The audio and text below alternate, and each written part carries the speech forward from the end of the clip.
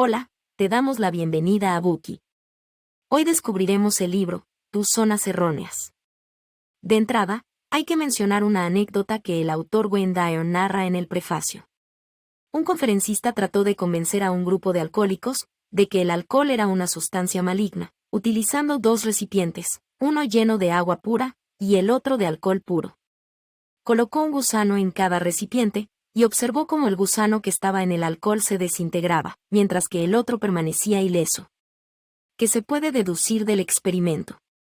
El conferencista intentó transmitirle a la audiencia los peligros del consumo de alcohol, pero lo que ésta aprendió del discurso fueron sus beneficios.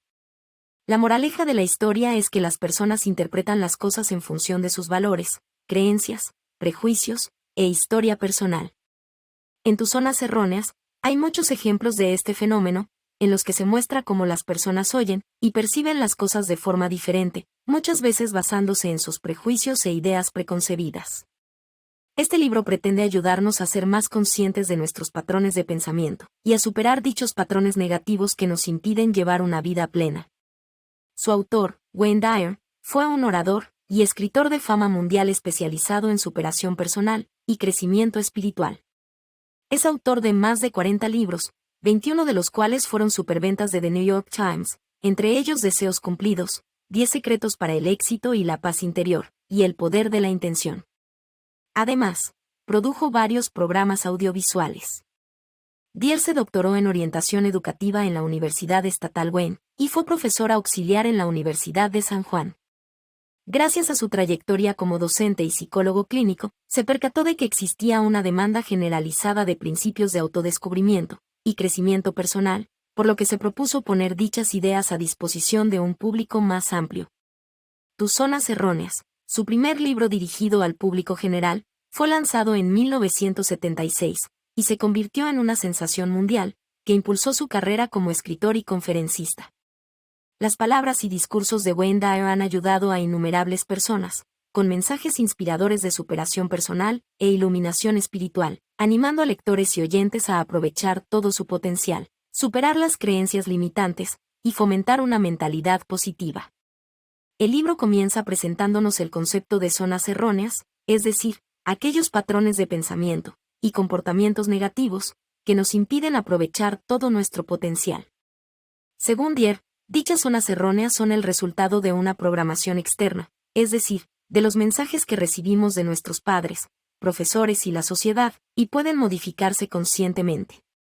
A continuación, Dyer enumera una serie de zonas erróneas concretas, como la culpa, la preocupación, el miedo, la inseguridad en uno mismo, el convencionalismo, la independencia y la ira. Para cada una de estas zonas, ofrece consejos prácticos sobre cómo identificarlas y eliminarlas, así como técnicas para desarrollar creencias y comportamientos positivos y empoderadores. A continuación, analizaremos el contenido principal del libro en las siguientes 3 partes. Primera parte, la ilusión de las convenciones. Segunda parte, la ilusión de la independencia. Tercera parte, la ilusión de la ira.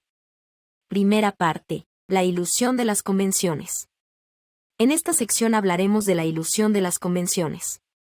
Es posible que nuestros padres o cuidadores nos hayan enseñado desde pequeños a no decir ni hacer lo indebido. Ahora bien, ¿te has preguntado alguna vez qué está bien y qué está mal? ¿Quién decide la esencia de las cosas? Con frecuencia, le preguntamos a alguien qué ropa debemos ponernos hoy, como si solo otras personas o factores externos pudieran determinar nuestro atuendo. Nos acostamos a las 10 de la noche, sin tener en cuenta si nos sentimos cansados. Vivimos conforme a muchas convenciones.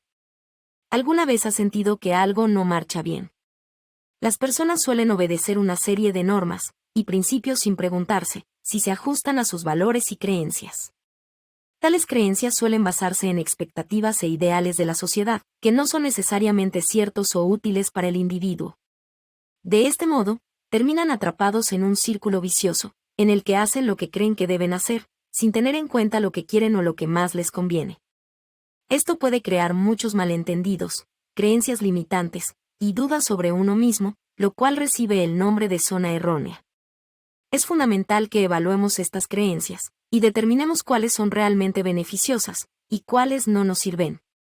Liberarse de dichas expectativas puede ayudarnos a sentirnos más realizados y felices.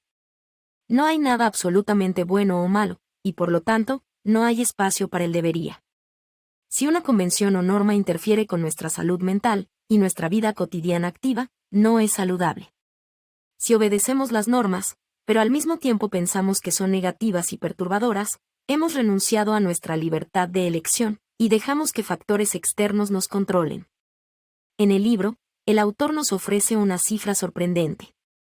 Se calcula que aproximadamente el 75% de la población mundial tiende a enfocarse más en los factores externos que en los pensamientos y sentimientos internos, lo cual implica que probablemente tú también seas uno de ellos.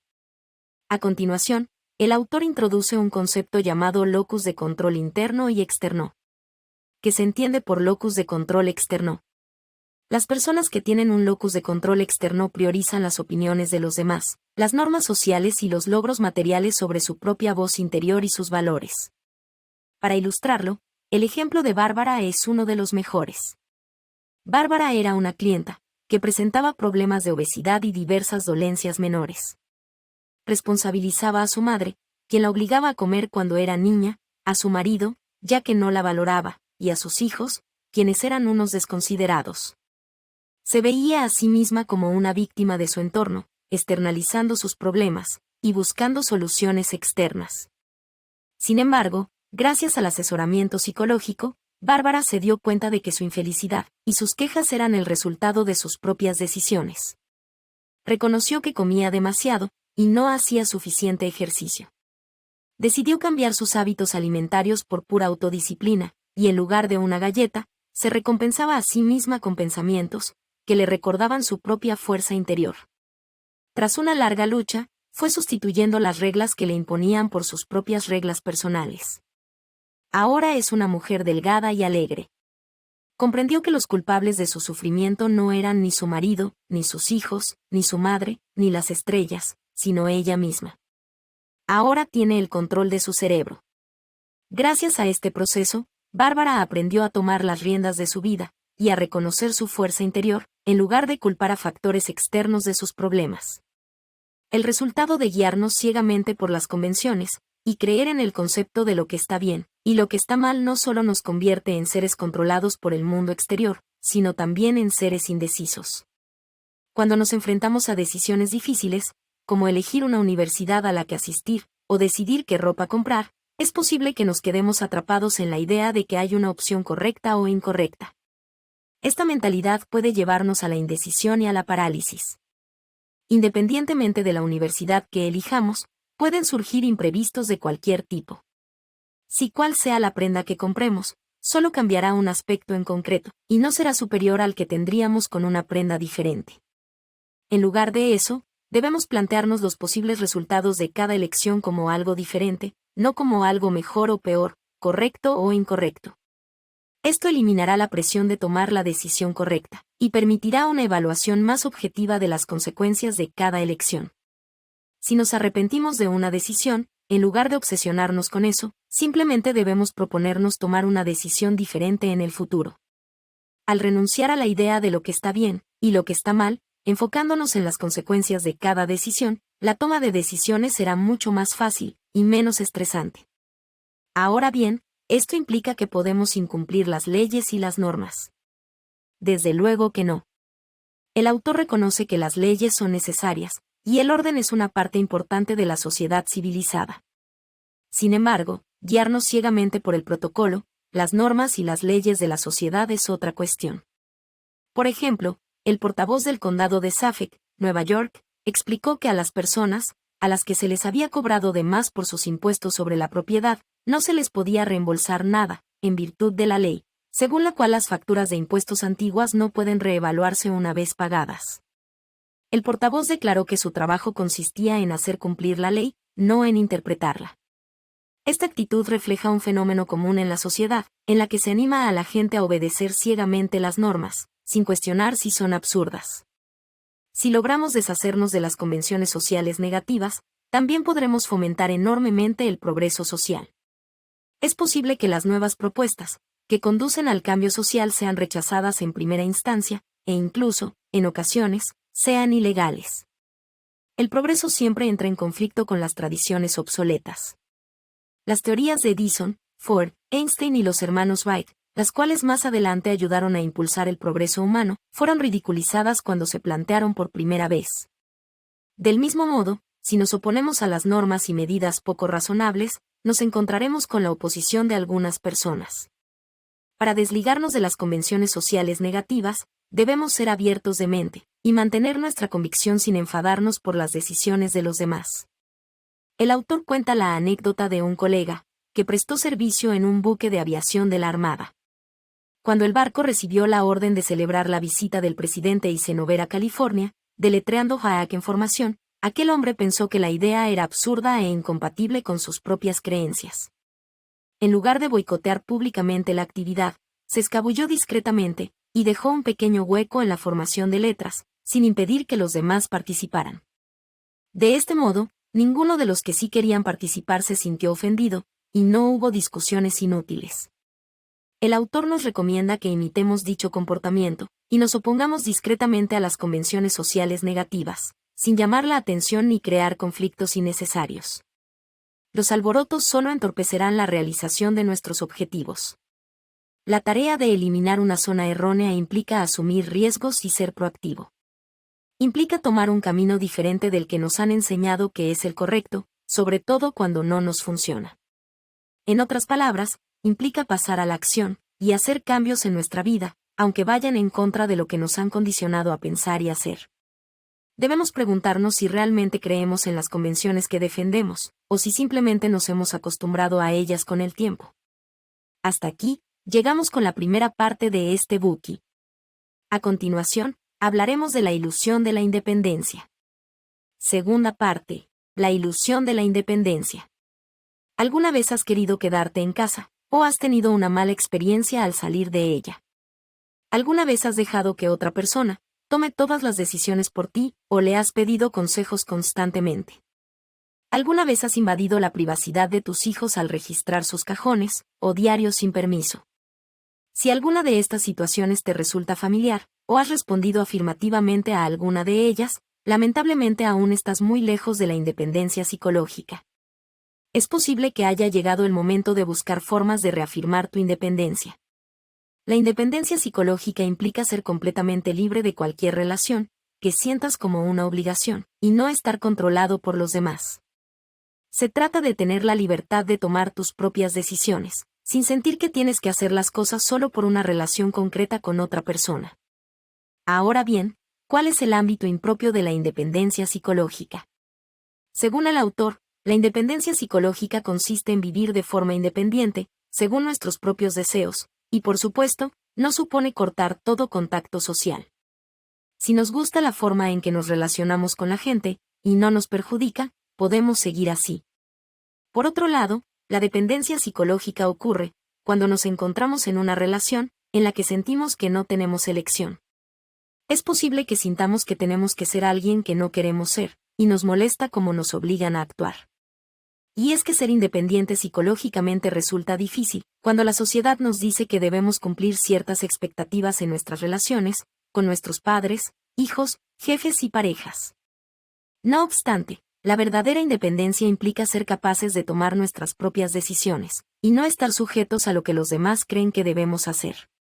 En el libro, el autor aborda la independencia psicológica a partir de dos aspectos: la crianza de los hijos y el matrimonio. De entrada, la dependencia tiene sus raíces en el núcleo familiar. La diferencia entre el mundo humano y el animal es que, en el reino animal, la única obligación de los padres consiste en enseñarles a sus crías los medios necesarios para una existencia independiente, y luego abandonarlas, como se aprecia en la magnífica película Bear Country, producida por Walt Disney. Mamá Osa les enseña a sus osesnos cómo sobrevivir, es decir, cómo cazar, pescar y trepar a los árboles, y luego, se marcha sin preocuparse por ellos. Todos los seres humanos deseamos ser independientes. Sin embargo, en el mundo humano, algunos padres dependen demasiado de sus hijos, de modo que dicha necesidad de independencia puede quedar relegada a un segundo plano. Es posible que estos padres consideren que sus hijos deben estar siempre a su lado, en lugar de dejarlos que crezcan y se conviertan en adultos independientes. Dicha creencia errónea puede impedir que los niños desarrollen las habilidades y la confianza que necesitan para ser dueños de sus propias vidas. El autor nos ofrece el oportuno ejemplo de una niña llamada Roxanne. Roxanne siempre había confiado en sus padres como apoyo emocional y guía, acudiendo a ellos cada vez que se sentía triste o necesitaba a alguien en quien confiar. A medida que fue creciendo, quiso sentirse más independiente y capaz de manejar las cosas por sí misma, pero seguía añorando la presencia amorosa de sus padres. Incluso cuando ya podía abrocharse el abrigo o curarse las heridas en las rodillas, seguía buscando la aprobación y el afecto de sus padres. Sin embargo, cuando Roxanne llegó a la adolescencia y discutió con su novio, se refugió en su habitación y se negó a hablar de ello con su madre. A pesar de que se trataba de un proceso natural en su crecimiento emocional y un signo de su creciente independencia, a la madre de Roxanne le costaba dejarla en paz y seguía intentando consolarla.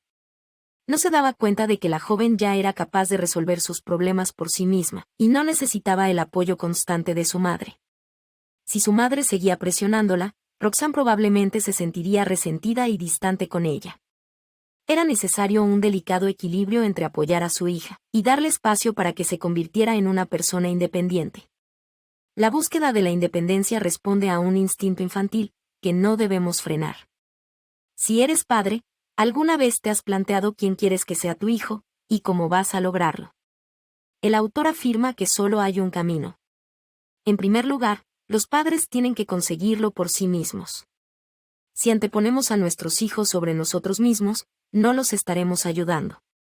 Les estaremos enseñando a poner a los demás antes que a sí mismos, y a vivir una vida de humildad, sin esforzarse por progresar. Si nos sacrificamos constantemente por nuestros hijos, les estamos exigiendo el mismo sacrificio. La búsqueda de la independencia de los niños debe ser un proceso natural, pero cuando la familia gira en torno al sacrificio, puede convertirse en una crisis. Peor aún, cuando la culpa y el miedo a la decepción están presentes, en el proceso de búsqueda de la independencia, puede repercutir en la vida y las relaciones de los niños. Es probable que, en el futuro, cuando se casen, sustituyan la dependencia hacia sus padres por la dependencia hacia su pareja. A continuación, el autor describe un matrimonio modelo. Se trata de una pareja joven, en la que el marido es un poco mayor, y tiene un trabajo más prestigioso que la mujer, quien desempeña un oficio considerado secundario, hasta que se convierte en madre.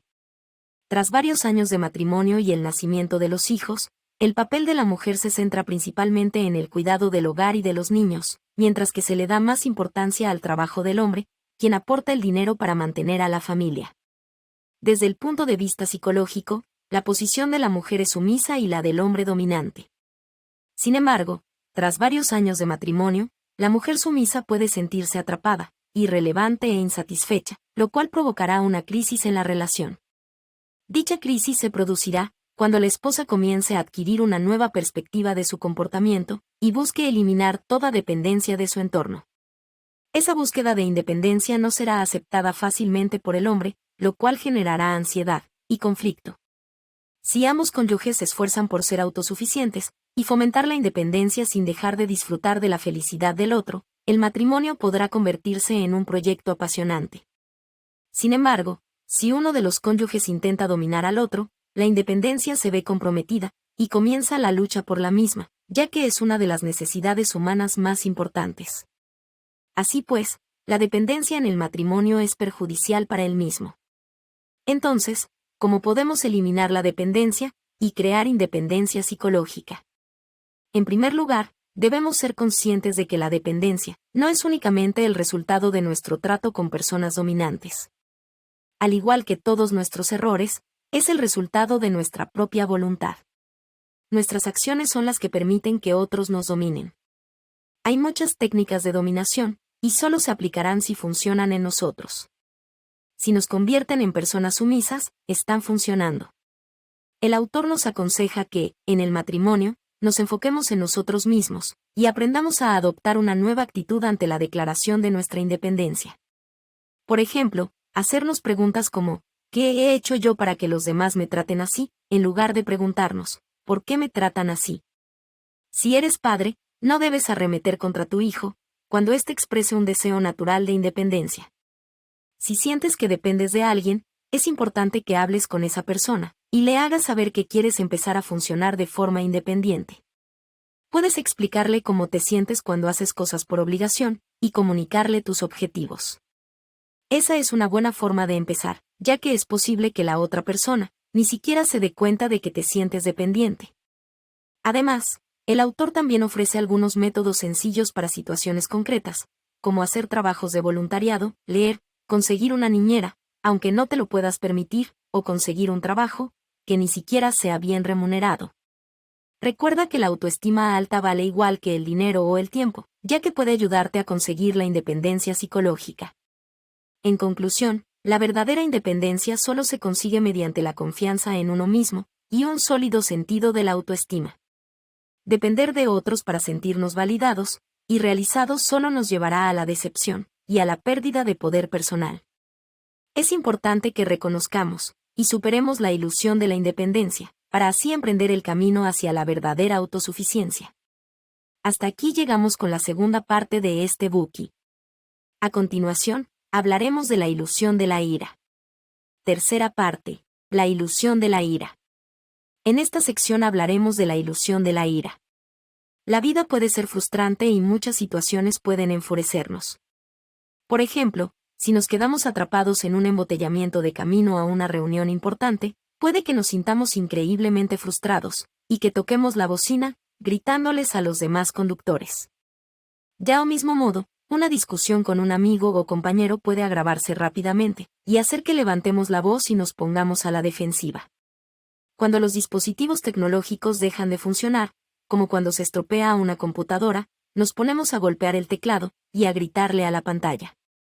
Las expectativas no cubiertas, como una cita decepcionante o un proyecto fallido, también pueden provocar enfado e impaciencia. ¿Has vivido alguna de estas situaciones? Ahora bien, podemos justificar nuestro mal genio diciendo, es una tendencia humana natural, o si no saco el fuego de mi estómago, me saldrá una úlcera. Sin embargo, al enfadarnos, realmente conseguimos lo que queremos. ¿O no es más que una de nuestras zonas erróneas? En primer lugar, tenemos que comprender qué es la ira. Según el autor, en este caso, la ira hace referencia a sentirse atascado o inmovilizado, cuando no sucede algo esperado. Puede manifestarse en forma de emociones intensas como la rabia, la hostilidad o el silencio. No se trata de una simple molestia o exasperación, sino de un sentimiento de incapacidad para avanzar.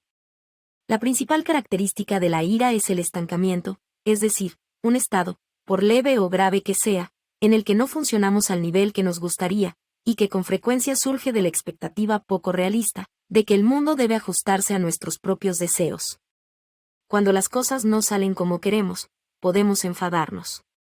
Es sabido que la ira es perjudicial para nuestra salud física y mental.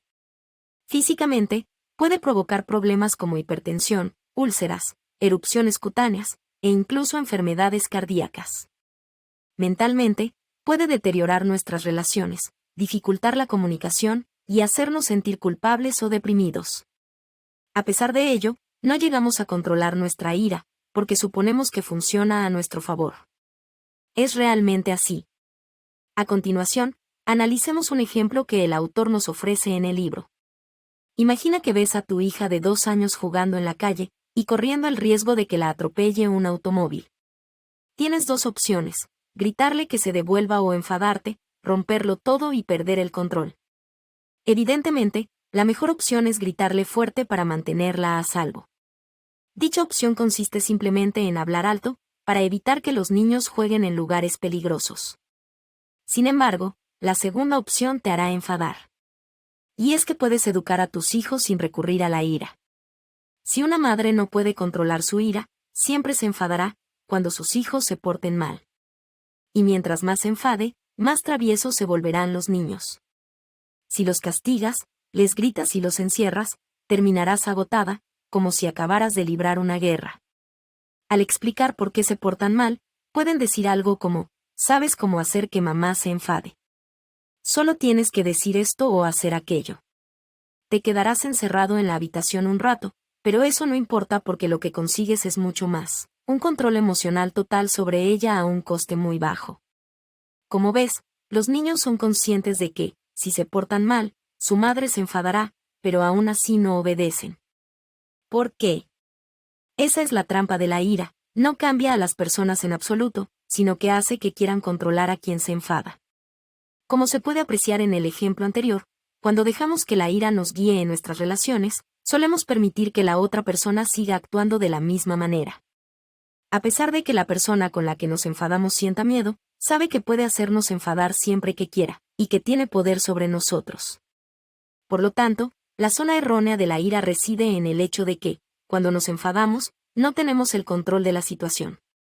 Entonces, ¿cómo podemos deshacernos de esta zona errónea? La ira es el resultado de nuestros pensamientos. Muchas veces queremos que los demás sean como nosotros, o que hagan lo que nosotros queremos que hagan. Sin embargo, la mayoría de las veces eso no ocurre. Así es como funciona el mundo, y esa realidad nunca cambiará. Por lo tanto, debemos pensar de otra manera. Cuando comprendamos que los demás tienen derecho a actuar de forma diferente, a cómo queremos que lo hagan, adoptaremos una actitud más tolerante hacia el mundo. Puede que no nos guste lo que otros dicen o hacen, pero no debemos enfadarnos por ello fácilmente. Si nos enfadamos, solo conseguiremos que los demás sigan enojados con nosotros, lo cual puede acarrear todos los problemas físicos y psicológicos ya mencionados. Volvamos al ejemplo que acabamos de exponer. Piénsalo de esta manera: es peligroso que mi hija juegue en la calle. Quiero que sepa que no puede jugar en la calle. Le gritaré para mostrarle mi determinación. Sin embargo, no me enfadaré por ningún motivo. El autor menciona otro caso. Por ejemplo, sentimos mucha rabia hacia alguien o algo, pero nunca nos atrevemos a expresarla. No nos atrevemos a hablar, y acumulamos el rencor en nuestro pecho. Ahora bien, eso es lo que defendemos. Por supuesto que no, ya que, en esa situación, seguimos enfadados. La única diferencia es que no lo expresamos. Nos preocupamos todo el día, y luego, nos enfermamos física y mentalmente. Esas personas siguen queriendo que el mundo se ajuste a sus propios deseos para no estar enfadados. Y ese es un razonamiento erróneo. Solo si nos deshacemos de dicho razonamiento, podremos eliminar el resentimiento de nuestros corazones. Sin duda, expresar la ira es mucho mejor que llevar el resentimiento en el pecho. No obstante, lo más recomendable es ver las cosas desde otro ángulo, para no enfadarnos en absoluto. Debemos consolarnos de la siguiente forma: si quiere meter la pata, que la meta. No voy a enfadarme por ello. El responsable de su locura es él, no yo. En resumen, el autor nos propone 3 pasos para que evitemos enfadarnos. El primer paso consiste en aprender a expresarlo de forma adecuada. Una vez logrado esto, el siguiente paso consiste en cambiar nuestra forma de pensar. Y el último paso consiste en dejar de responsabilizarnos de las acciones de los demás. Si aprendemos a no dejar que el comportamiento o las ideas de los demás nos afecten, evitaremos que la ira nos consuma en el tiempo presente. Además, el autor también nos recomienda que nos riamos con más frecuencia y tengamos sentido del humor. Como dijo Winston Churchill, no podrás ocuparte de las cosas más serias del mundo a menos que entiendas las cosas más divertidas del mismo. Entre la ira y la risa, es preferible la segunda, no. La risa es el sol de la vida espiritual. Sin la luz del sol, nada puede existir ni crecer. Es probable que el rasgo más distintivo de una persona alegre sea su sentido del humor. Para erradicar la ira, la mejor opción es hacer reír a alguien y contemplar la colorida realidad de la vida envuelto en carcajadas. Por lo tanto, ríe. De hecho, no necesitamos encontrar una razón para reír. Basta con reír, y eso será suficiente. Asimismo, el autor ofrece una serie de métodos específicos para deshacerse de la ira, como posponerla, llevar un diario sobre ella o pedirle ayuda a alguien de confianza. En conclusión, al enfrentarnos a personas que nos hacen sentir enfadados, debemos ser conscientes de lo que nos decimos a nosotros mismos, e intentar pensar de otra manera. Esto puede crear nuevos sentimientos y comportamientos, que nos ayuden a afrontar la situación de una forma más sana. Hasta aquí llegamos con el Bookey de hoy. Hemos analizado los puntos principales de tus zonas erróneas. A continuación, hagamos un breve resumen. Anteriormente destacamos 3 puntos importantes. ¿Los recuerdas? En la primera parte, el autor Wayne Dyer hace hincapié en la ilusión de las convenciones, y en el impacto negativo de guiarse ciegamente por ellas. En el libro, se insiste en la importancia de cuestionar las convenciones, y asumir riesgos para llevar una vida plena. Dyer nos anima a tomar las riendas de nuestra vida, y a ser proactivos en lugar de depender de factores externos, o de las convenciones de la sociedad. En la segunda parte, el autor ofrece algunas sugerencias valiosas, para lograr la independencia psicológica. Ser independiente no implica cortar por completo todo contacto social, sino liberarse de relaciones que se sienten como obligaciones. Los padres que dependen demasiado de sus hijos, pueden impedirles desarrollar las habilidades y la confianza que necesitan para encaminar sus vidas. La dependencia tiene sus raíces en el núcleo familiar, y puede condicionar la búsqueda de independencia de los hijos. Cuando se casan, suelen sustituir la dependencia hacia sus padres por la dependencia hacia su pareja, lo cual es perjudicial para el propio matrimonio. El autor nos aconseja que, en el matrimonio, nos enfoquemos más en nosotros mismos, y adoptemos una nueva actitud ante esta declaración de independencia. Es importante que reconozcamos, y superemos la ilusión de la independencia, para así emprender el camino hacia la verdadera autosuficiencia. En la tercera parte, el autor explica cómo la ira puede ser perjudicial para nuestra salud física y mental. La ira es descrita como un sentimiento de bloqueo o inmovilidad, cuando algo esperado no sucede. Muchas veces surge de la expectativa poco realista, de que el mundo debe ajustarse a nuestros deseos. La zona errónea de la ira radica en la creencia de que ésta funciona a nuestro favor. Sin embargo, la ira no cambia en absoluto a las personas, sino que hace que quieran controlar a quien está enfadado. El autor menciona 3 pasos para deshacernos de la ira: aprender a expresarla de forma adecuada, cambiar nuestra forma de pensar, y dejar de responsabilizarnos de los actos de los demás. Asimismo, el autor recomienda que nos riamos con más frecuencia, y tengamos sentido del humor. Al ser conscientes de lo que nos decimos a nosotros mismos, y pensar de forma diferente, podremos crear nuevos sentimientos y comportamientos que nos ayuden a sobrellevar la situación de una manera más sana.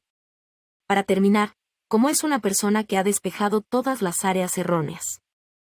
El autor nos ofrece algunas descripciones. En primer lugar, y lo más evidente, descubriremos que estas personas aman casi todos los aspectos de la vida. Son muy felices en todo lo que hacen, y no pierden el tiempo quejándose o fantaseando. Viven el presente, sin culpa ni remordimientos por el pasado, ni preocupaciones por el futuro. Son mentalmente independientes, y nunca buscan aprobación.